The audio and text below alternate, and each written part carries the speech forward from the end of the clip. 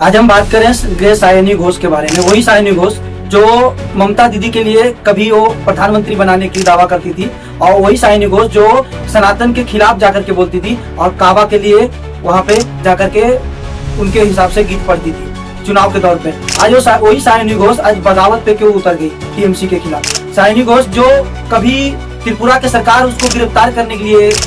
उतर पड़ी थी, उसी सायनी घोष के बारे में पूरा डिटेल जानेंगे और कहां से उनकी जिंदगी का शुरुआत हुआ और आज जाकर के कहां पे जिंदगी उनकी अटकी है और किस तरह से वो बगावत पे उतरी है। बागी जो सांसद थे, जो कलकत्ता के सांसद और बंगाल के, पश्चिम बंगाल के जितने भी सांसद जो बागी सांसद है, उनके साथ आज क्यों खड़ा हो गई है, उसके पूरे डिटेल आप जानेंगे इस वीडियो के माध्यम से। कि सायनी घोष जो ममता दीदी के लिए अपने उतावले को, दीदी को प्रधानमंत्री तक का अपने हिसाब से घोषित करती थी, आज वही सायनी घोष बगावत पे उतर गई है। आज पूरे उनके डिटेल जानेंगे, किस तरह से उनकी राजनीति करियर शुरुआत होता है और किस तरह से बांग्ला फिल्मों में काम करके राजनीति में अपना दबदबा बनाई और अपने भाषणों से, संसद में भाषणों से वो अपने आप को, अपने करियर को किस तरह से हाई लेवल पे आई। और ममता दीदी चहेती होने के बावजूद वो आज सायनी घोष इतने बगावत पे क्यों आ गई कि आज ममता दीदी का टीएमसी जो बंगाल में 15 साल से सरकार चला रही थी, आज टीएमसी का ये हालत हो गया है कि 80 सीटों पर सिमट करके रह गई और उन्हीं के नेता आज बगावत करके पश्चिम बंगाल के उन्हीं का अलग पार्टी बना करके उनकी नेता धोखा दे गए। आज पूरा उनकी सायनी घोष के पूरे डिटेल जानेंगे और किस तरह से टीएमसी में बगावत और किस तरह से टीएमसी पूरी खत्म हो जाएगी, ये पूरी कगार पे आ गई है। आज उसकी पूरे डिटेल जानेंगे।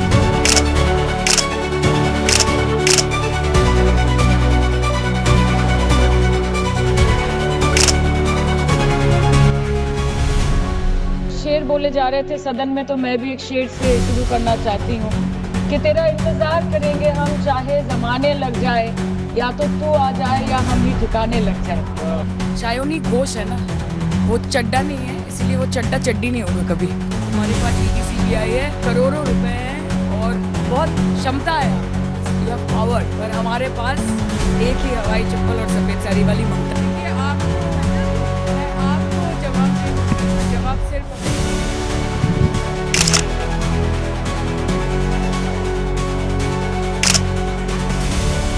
सायनी घोष का जन्म 1993 में कोलकाता में जन्म हुआ था और उनका पढ़ाई जो है south point school, high school से उनका पढ़ाई पूरा हुआ और फिर उनका दिलचस्पी बंगला फिल्म और बंगला सीरियल के द्वारा उनका दिलचस्प बढ़ा। वो ग्रेजुएशन कलकत्ता स्कूल से किए और उसके बाद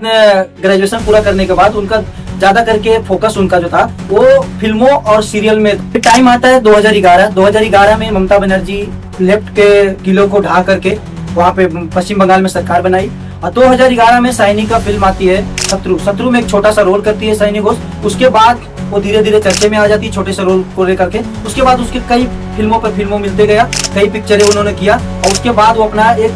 कैरेक्टर के हिसाब से वो अपना जगह बनाया उन्होंने। उसके बाद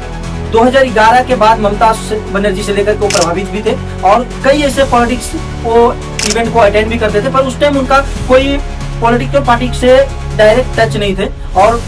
कोई एमएलए, कोई एमपी को लेकर के वो हमेशा साथ में जैसा एडवर्टाइजिंग करना, उनके लिए प्रचार करना, तो ऐसा करती थी, पर कोई पार्टी को लेकर के वो टच नहीं थे किसी, मतलब जैसा टीएमसी में वो बाद में जाकर के बाद में उन्होंने आसनसोल से चुनाव भी लड़ा, पर वहां पे चुनाव हार भी गई और चुनाव हारने के बाद फिर वो किस तरह से टीएमसी में आकर के फिर वो सांसद बनती है, उसको टिकट मिलता है टीएमसी से और वो सांसद बनकर के दिल्ली में जाती है। दिल्ली जाने के बाद उनके अपने भाषणों से लोगों को प्रभावित भी करते हैं और अपने देश के उस टाइम के सरकार चल रही है उसके कई मिनिस्टर के खिलाफ आवाज भी उठाती है और ममता बनर्जी के तारीफ में वो कईयों बार अपने आप को टीएमसी के सच्चे कार्यकर्ता बताती है और अपने आप को एक आधिकारिक जो सैनिक होता है वो टीएमसी के अपने आप को बताती है। और ममता बनर्जी को प्रधानमंत्री पे घोषित, अपने मन से घोषित कर देने वाली महिला सायनी घोष आज किस तरह से टीएमसी में फुल बगावत पे आ गई है और वो महिला